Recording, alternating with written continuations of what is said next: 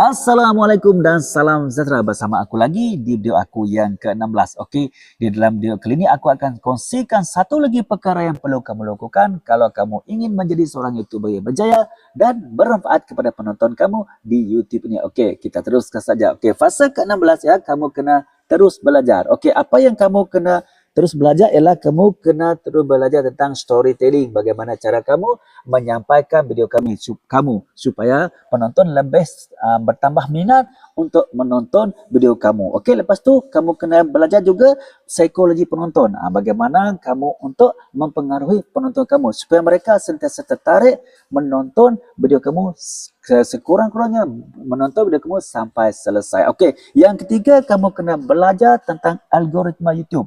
So apa? Kalau kamu faham bagaimana algoritma itu fungsi, kamu akan lebih mudah memahami bagaimana cara kamu untuk menghasilkan video ataupun konten yang lebih menarik, terutamanya yang lebih dapat memberi manfaat yang lebih banyak kepada penonton kamu. Okey, yang keempat, kamu kena terus belajar bagaimana cara untuk menulis skrip. Sebab apa? Skrip sangat penting untuk kamu gunakan semasa kamu merakam video kamu. Sekurang-kurangnya apabila kamu sudah bercakap, merakam video kamu tidak hilang idea. Kadang-kadang biasalah kan, kita kalau tak ada skrip ni, kita boleh hilang sekejap. Blur, kosong, okey?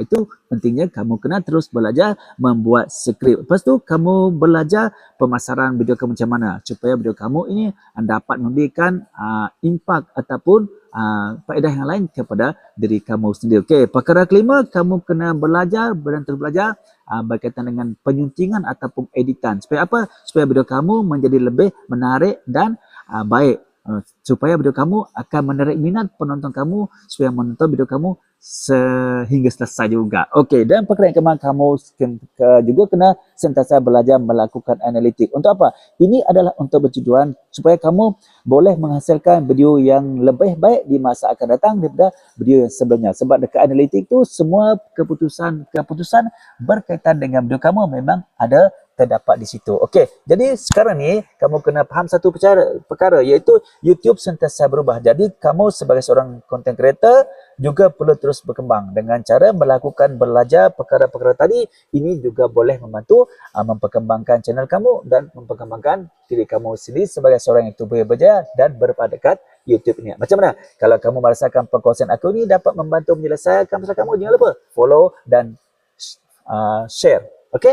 Jangan lupa subscribe. Okey, yang paling penting share supaya ramai lagi kawan-kawan kita yang dekat luar ni dapat manfaat daripada video aku ni. Okey, kalau kamu nak info lebih lanjut lagi, jangan lupa ikuti video aku seterusnya. Okey?